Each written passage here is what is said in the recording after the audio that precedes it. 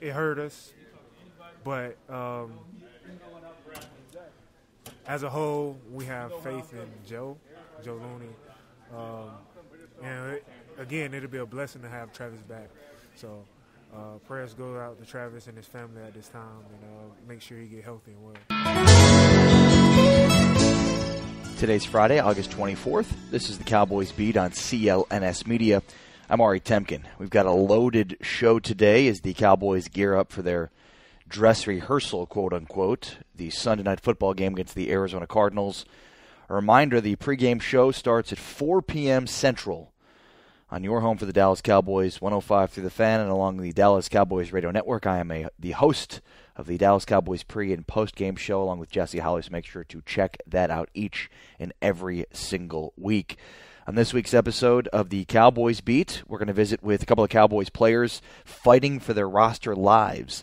Lance Lenoir, who was an undrafted free agent signee out of Western Illinois last year, was on the practice squad, has now been one of the most impressive receivers in camp and certainly seems to be punching his ticket onto the roster.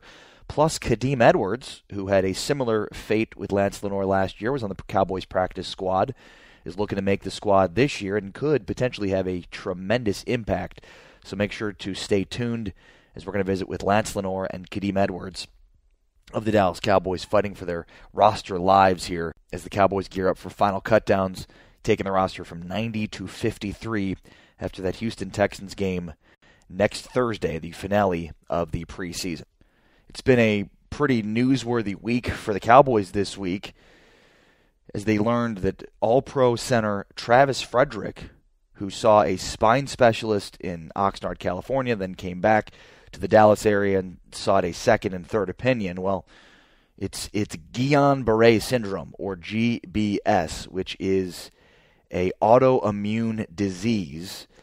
It's something that presumably will eventually go away with time. And, the prognosis is that he could have recovery within a month to 2 months, or could be up to 3 months. But I think the Cowboys will err on the side of caution when it comes to this particular disease because, Dr. Spencer Miller, a neurologist at Baylor Med Center in Dallas, spoke with the Dallas Morning News and basically said something about the physical toll of football, and therefore he needs to take it slower. Quote, it could slow down his recovery or hasten reoccurrence if he overdrives his body early in the recovery period. So you might see when it comes to Frederick, well, the recovery could take this long, but then when you factor in lifting weights, the physical rigors of trying to play football, you don't want to put Frederick at risk for slowing down recovery or the potential for a reoccurrence of the Guillain-Barré syndrome because, at this point you could just contain it to this season and this season alone, but the more you try to bring him back quicker, the more this could extend into multiple seasons and perhaps, be a major difference maker in his career overall. So this is just obviously tremendously bad news and not just for Travis Frederick and how scary this must be to deal with. It's basically your body turning against you and the syndrome is your body starting to attack your nerves. So it's extremely scary, but it's obviously scary for the Cowboys and the outlook in the 2018 season, which is tough to think about, but it's the reality as they look towards football. The Cowboys think they're going to be okay because of Joe Looney, who has slimmed down, has stepped in and played pretty well in last week's preseason loss to the Bengals when he stepped in and played for Travis Frederick. Looked pretty good. And so, the Cowboys think that even though Looney is not Travis Frederick, who is a 4-time Pro Bowler and has started 80 consecutive games in the National Football League, that they will still have business as usual up front. And with Zach Martin and Tyron Smith and, components of a dominant offensive line to help him, that they can still be a really, really good front when it comes to winning a line of scrimmage. And I don't disagree. I certainly don't disagree. I see some of the positives from Joe Looney, and again, he's not Travis Frederick, but I think they can overcome it. But here's the reality of it. Zach Martin has a knee bruise, which he suffered in the Cincinnati game. And though he's going to be ready to play September 9th when they open the season at Charlotte, and I saw him Monday at practice, he was limping.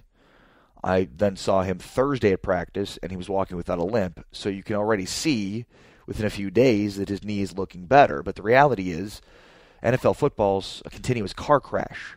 So if he's got a knee that is not going to allow for sufficient rest between now and the start of the regular season, that knee injury isn't going away. He's not going to be able to have enough time to rest the knee over the course of the regular season with the 6 days off between games.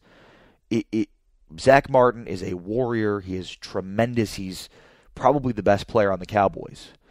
And I certainly think that he can play and be healthy enough to play in 16 games, but it's a major question whether or not he's going to be able to. And Tyron Smith, too. Tyron Smith, left tackle, is up there with Zach Martin in importance to this team, but he's got a bad back. And bad backs don't get better as somebody gets older, right? So same kind of thing. The more he plays football, the more he puts himself at risk for more wear and tear on that back as Zach Martin has on that knee. So, the key for those guys is, can they play in 16 games this season? They're not going to be pain-free, but not many NFL players are, but can they play and be active in 16 games? Because the Cowboys might be able to sustain the loss of Travis Frederick, but I don't think they can sustain the loss of anybody else, especially when you talk about Tyron Smith and Zach Martin. Now look, perhaps I'm being pessimistic on the side of Travis Frederick, and maybe he will return at some point this year, but to me, this is sort of the MO of the Jason Garrett Dallas Cowboys, insofar as they don't really plan for the worst. They don't seem to.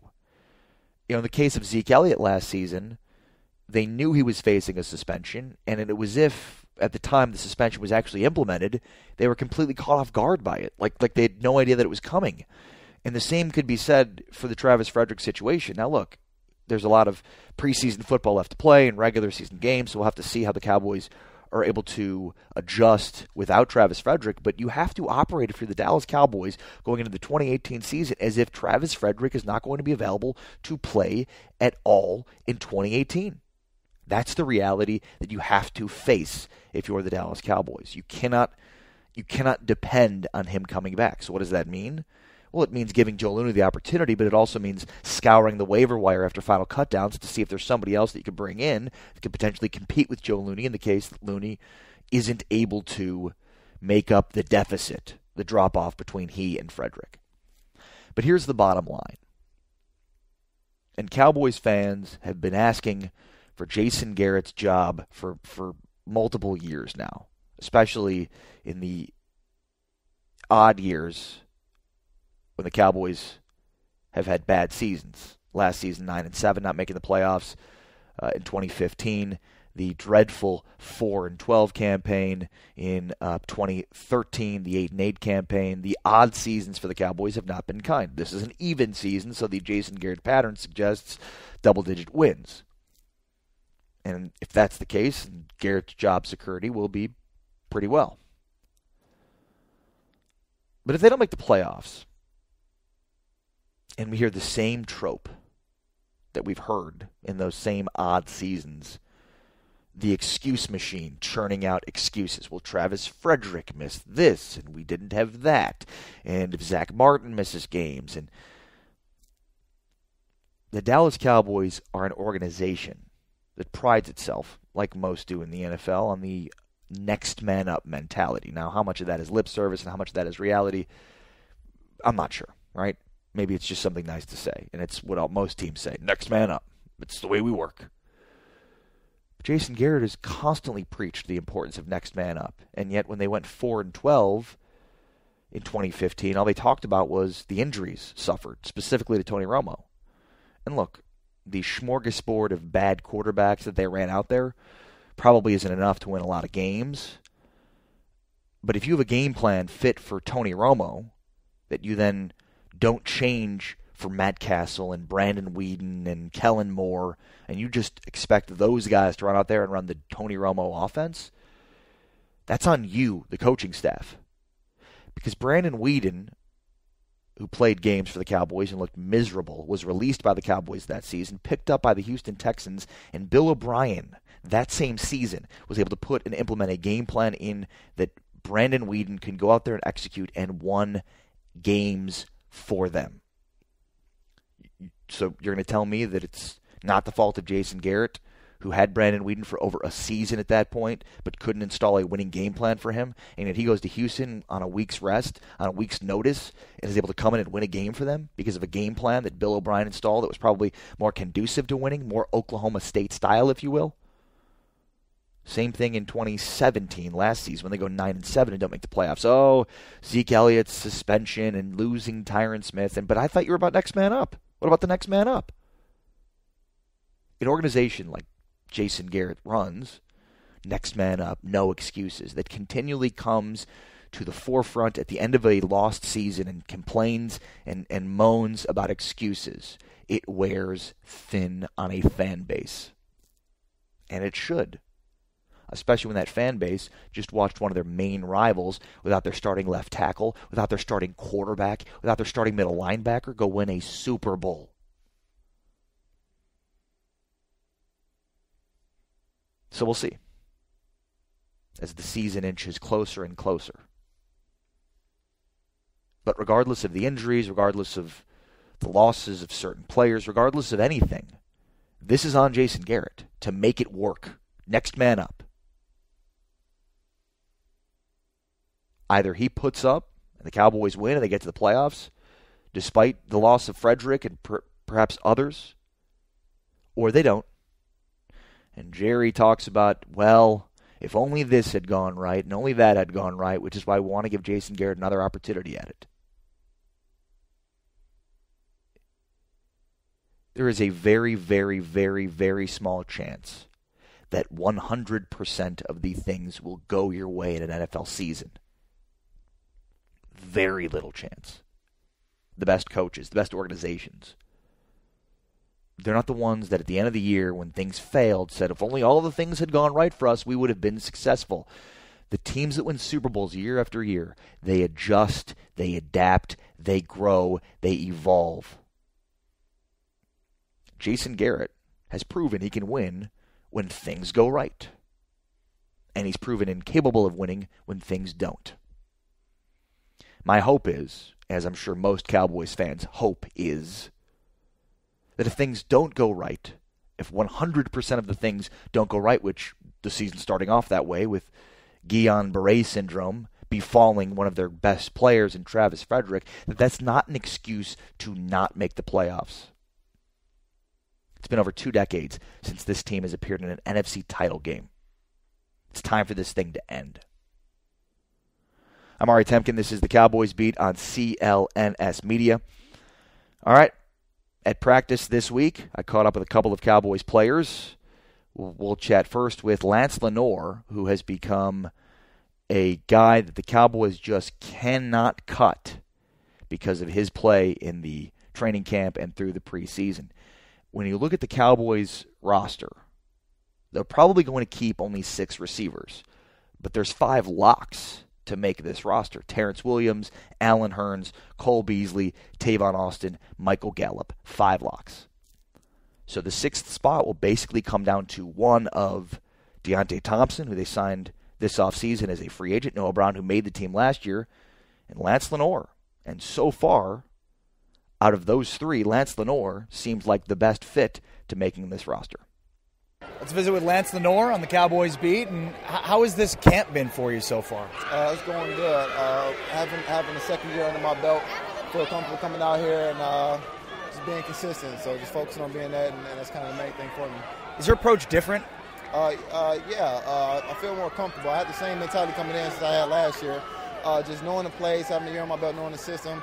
So everything is kind of comfortable, and I can feel the awareness out here in the field, and just know my keys and know what I got to do. You chased down a pretty cool catch right about here on this near sideline during practice today. Yeah. Was that just following with your eyes? I mean, what was it, just not thinking about it? It's just following with the eyes. It's a regular catch to me. To go out there, just make plays, just be consistent. What did you learn from last year? What did you take away from that season last year? Just learning how to be a pro. Take care of your body. take time in the film room, study plays, and take care of your body. That's the most important part. Yeah, no, I do the pre- and post-game show with Jesse Holley, and that's what he was saying to me. It's, when he first got in the league, they were telling him be a pro and, that kind of stuff, but he didn't realize that meant, get massaged and all these different things that go along with, go a long way towards, building the body out to be an NFL player. Yeah, definitely. Just take care of your body, getting massages. Just use your time management well. Taking care of Luke and getting the ice tub, cryo, massages, and also getting that time to, go over plays. We sit at the house just watch film, just kind of get a feel for the game.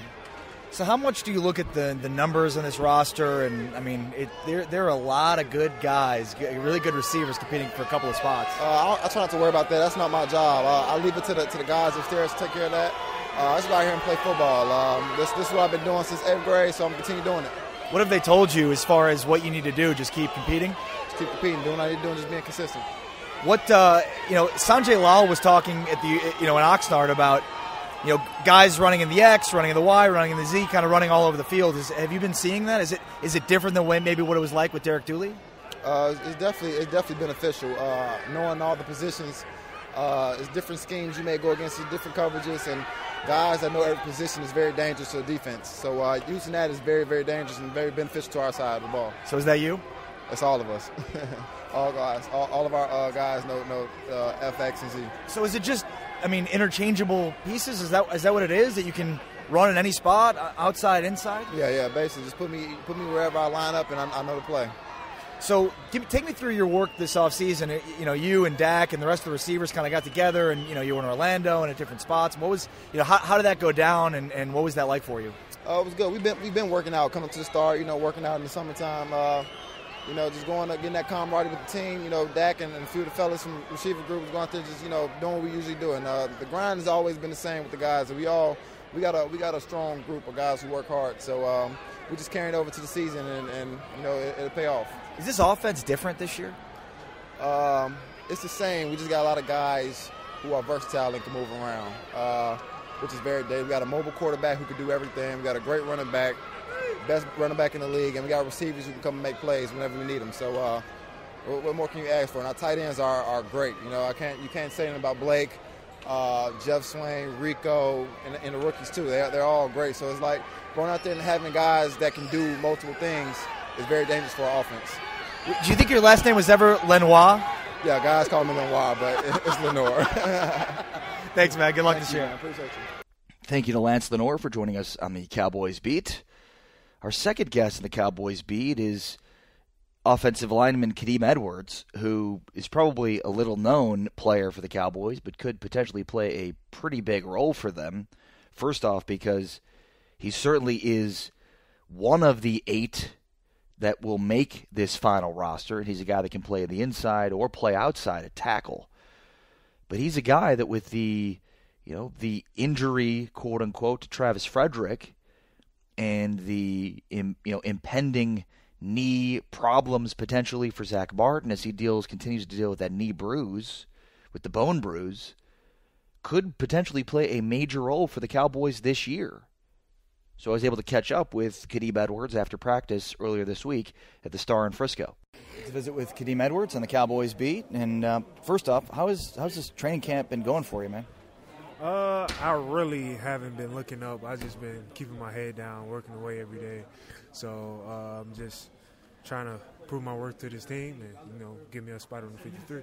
You've been around NFL locker rooms before, obviously playing along the offensive line. And football's about cohesion, all 11 on the same play, but even maybe more so across the offensive line. Yes, everybody got to be one in the offensive line room. It can't be no weak link, no nothing, because any sign of weakness can be vulnerable and give the defense an advantage on us. But as a whole, you have to be. Everybody has to be on one accord. Everybody has to be on the ball at the same time. Everybody has to know the play, everything. So with that familiarity, obviously with the Travis Frederick news, what does that do to that offensive front, which has been one of the best in the NFL? Oh, man, I love Travis. Travis is a great mentor. I've been, studying the game under him, smart guy. It hurt us But as a whole, we have faith in Joe Looney. And again, it'll be a blessing to have Travis back. So prayers go out to Travis and his family at this time, and make sure he get healthy and well. What about you, though? I mean, do you think this opens up an opportunity for you as well? Yeah, it does. It does. But as I was saying, I'm just, trying to play any position they stick me in. So, I mean, is your strength playing the interior of that line? Yes, I came out as a guard, but I can also swing out to tackle. So, it'll be. Well, what's the difference? Like, what's the main difference? Space and size. Tackle is more space. In the inside is size and strength. So, yeah, when it comes to your ability to play, both outside and inside. I mean, do you think, you've been saying you're working and having your head down, trying to do what you can to make this football team. Do you think that versatility gives you a leg up to be able to, be one of the 8 or 9 potentially on the offensive line that make this team? Yes, it does. Sticking out at different positions shows my versatility, and just trying to show this coaching staff that, I'm here and I'm trying to prove my worth to this team. What's it going to take for a Joe Looney or a Kadeem Edwards to replace Travis Frederick? Hard work. I mean, Travis set the bar. I mean, he set it high. Pro Bowler, All-Pro. Just use him to guide us as he's out this moment. Use us to work hard, to keep us afloat, because Travis know everything like the back of his hand. And, I could call him at times if I get stuck at times. But that's all. That's really all we can do. That's really about it. What have you noticed from Joe? I mean, I know, you were with the team last year. Obviously times on the active roster, times on the practice squad. Is there a difference that you've noticed with Joe Looney? No, Joe is the same guy. Joe was once a starter in Tennessee, so he has a couple starts under his belt. Same funny guy too. Same clown. Same funny guy. Same upbeat guy. God-fearing guy. God-loving guy. It's Joe. It didn't change. But physically, has there been a change with him? Yes, he looks stronger, stouter, faster. Just an all-around better player, and I think he will show everybody that he can lead this line. Awesome. Well, good luck on making this roster, and perhaps you could be a valuable piece to the success of this offensive line as well this year, man. All right, thank you. Thank you to Kadeem Edwards and to Lance Lenoir for joining us on the Cowboys Beat this week. This is the Cowboys Beat on CLNS Media. I am Ari Temkin, and the Cowboys will play their third preseason game this Sunday night against the Arizona Cardinals at AT&T Stadium. Again, you can listen to the pregame show starting at 4 o'clock along the Dallas Cowboys radio network, and I encourage you to do so. There's been a lot of talk this week at the Star Complex in Frisco about whether or not the Cowboys will play their main guys. Now, the third preseason game is always known as the quote-unquote dress rehearsal before the regular season. Normally, it's the time when the starters play the most snaps. They usually play even into the third quarter of the game, so as to get them ready as a tune-up for their final game action before the regular season, because nobody plays in the fourth preseason game.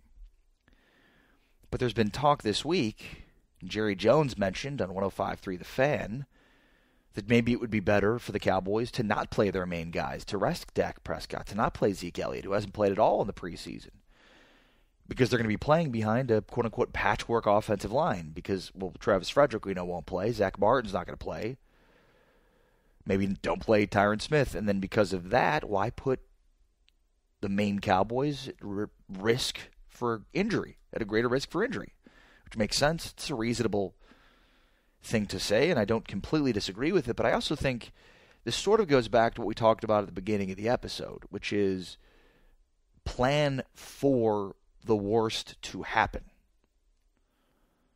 We know the Cowboys are going to play substantial time, if not the entire season, without center Travis Frederick. So having Dak Prescott and Zeke Elliott get consistent snaps with Joe Looney at center is probably a good thing. We also know that Zach Martin's dealing with a bone bruise. Now, again, he'll be ready to go for September 9th when the season opens, but will that bone bruise be fine and hold up throughout the course of the regular season? Tyron Smith's back. Like, these are things the Cowboys have to account for. So when I hear that they're playing behind a patchwork offensive line and they don't want to put their players at a greater risk for injury, but then I look at the reality of the situation, couldn't they be faced this season with an offensive line that doesn't include Zach Martin, potentially? That doesn't include Travis Frederick? So why not get those guys snaps in this third preseason game with a different right guard, with a different center, to create some sort of a familiarity with those guys, because of the very real possibility, one, that they're not going to be playing with Travis Frederick, which we already know is the case. But what about Zach Martin? I refuse to believe that a guy that suffers a bone bruise 2 weeks before the season starts will be completely fine after suffering wear and tear of playing NFL games. Now, again, maybe I'm overreacting. Maybe I'm being too pie in the sky when it comes to the potential for an injury to Zach Martin. I just think if you're an NFL team, you should plan for the worst. And if you do, then maybe you are more prepared to deal with the worst, especially when there is a greater than 0% chance that the worst, the bone bruise, could get worse over the course of playing NFL games. Therefore, he could miss time. Then you're more prepared to deal with the worst. But Jerry Jones says, hey, there's no reason for them to play behind this patchwork offensive line. We don't want to put these guys at a greater risk for injury. What happens if 5 weeks into the season that patchwork offensive line, quote-unquote, becomes your offensive line? Then what? You rest Dak Prescott then so as to not put him out there for a greater risk of injury?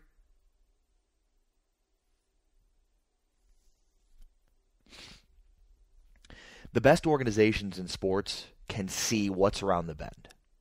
They see it. They see it before anybody else does.